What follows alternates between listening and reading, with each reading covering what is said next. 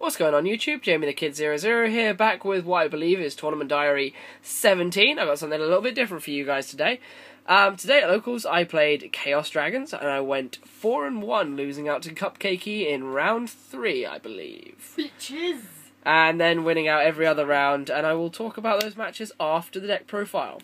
But for now, I made quite a few changes to the build since you last saw it in the deck profile, the preliminary profile I did.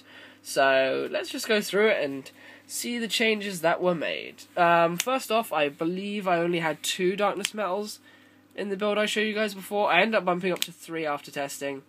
I didn't like 2, long story short. I like having 2 of these in the graveyard at one point. Sorry, at any one time for the Light Pulsar lock. So 3 was a big number for me. Moving on, I played 3 Light Pulsar because it's just compulsory for this deck. You just really got to hit into it so much. And it's such a good card. It's what makes the whole Chaos Dragon deck go round. I played 1 Dark Flare in the end. I really like this card because of the Foolish Burial effect. I mean, I don't have anything else to say about it. It's just the very fact that you bring this out, foolish some stuff, then banish it for Red Eye's Darkness Metal and get the Light Pulsar that you just foolished. It's good for that. It's good for that. I played 2 Eclipse with it because I didn't like 3. 2 was perfect. I never had my deck looked through because I didn't have any targets. I always had valid targets. I played 2 Divine Dragon Apocalypse. I took it down from 3, which was in the last video, just because I needed to make space for other stuff in the deck, and 3 really wasn't needed. 2 was perfect, and it stopped the deck from having too few darks. The Lightsworn engine and the Milling engine was 1 Jane, 2 Lilas. I don't think I ever summoned Jane. Lila's got me quite a few things. I actually summoned this, and my opponent had no response. I activated its effect to destroy their only back row, and the back row was a bottomless, so don't know what was going on there. And then I played Triple Raikou, which was a problem when I went up against Inzektors, so they came out quite a lot. But otherwise, they're pretty good. And then I played like the MVP of this deck. This card was amazing today. 2 Card Troopers. Definitely I'd play this. I wish I could play 3. As everyone pointed out to me, yes, they are still limited to 2. I completely forgot. But this was an amazing card. Did so much work. Then I played the 3 Tour Guides. I didn't play these very often. In fact, I only think I played them once. A lot of the time I only ditched them as dark fodder, but it was still really useful in the deck. Still great to have in theory. I enjoyed having them in there. I played 1 Plague Spreader. I never actually synchroed with it, but I used it as dark fodder quite a lot.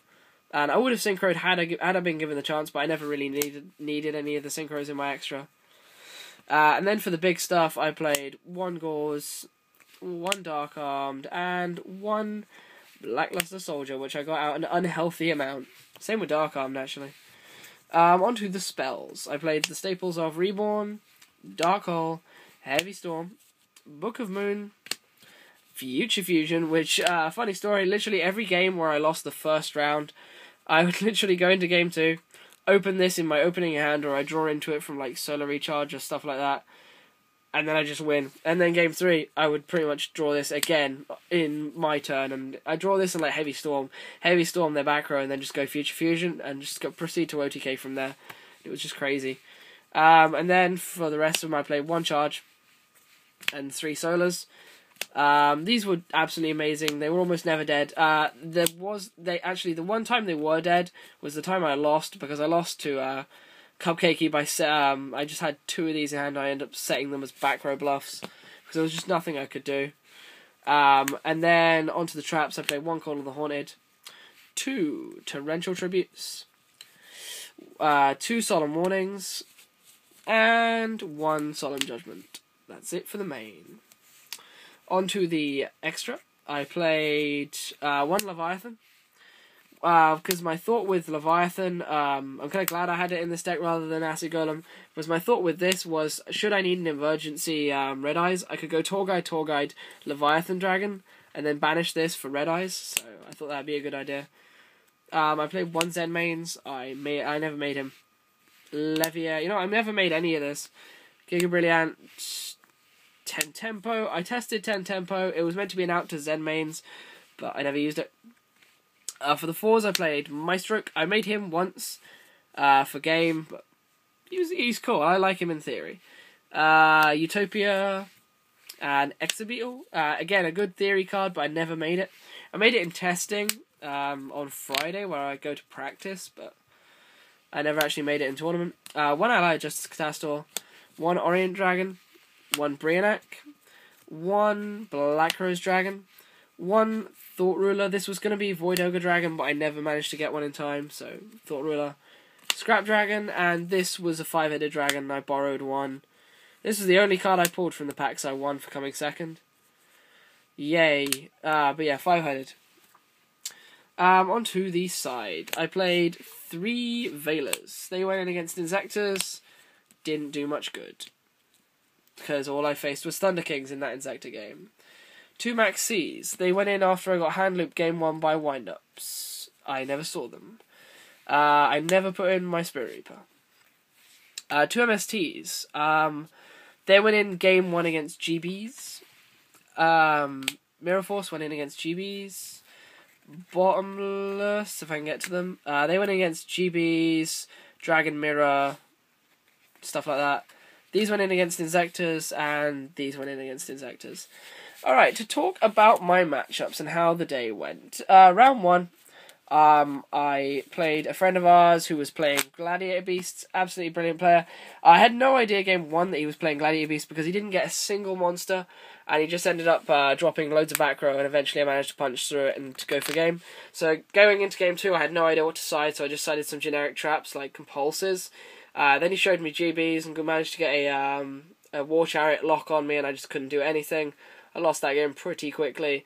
And then we went into game 3, and after a long war of attrition, I emerged victorious.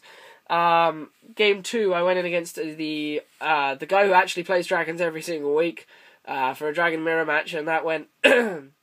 I believe that went 2-1. I believe I lost one of the games just to him getting the Light Pulsar lock before me. And then game 3, I opened Future Fusion and won that pretty swiftly. Round 3 was cupcakey.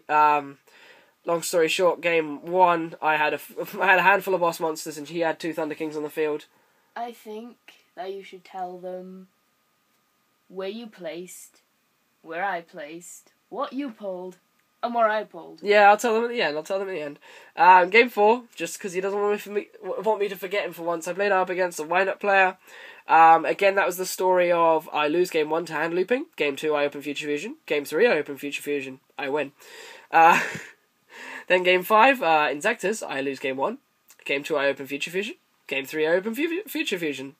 That'll be game. And yeah, as Cupcakey wanted me to mention, I came second and pulled, Alexandrite Dragon. And she came like 6th and pulled her 3rd Turbo Pack Super in a row.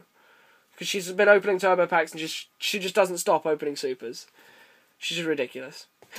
Anyway, guys, this has been Tournament Diary 17. I will be back soon with some more content. I've got a few more assignments to do, so in a couple of weeks I'll be back on top of everything, but for now I need to crack down on my work. So I'll keep the discussions coming, but don't expect anything major. Either way, I will see you real soon with some more content. Peace out, guys. Bye.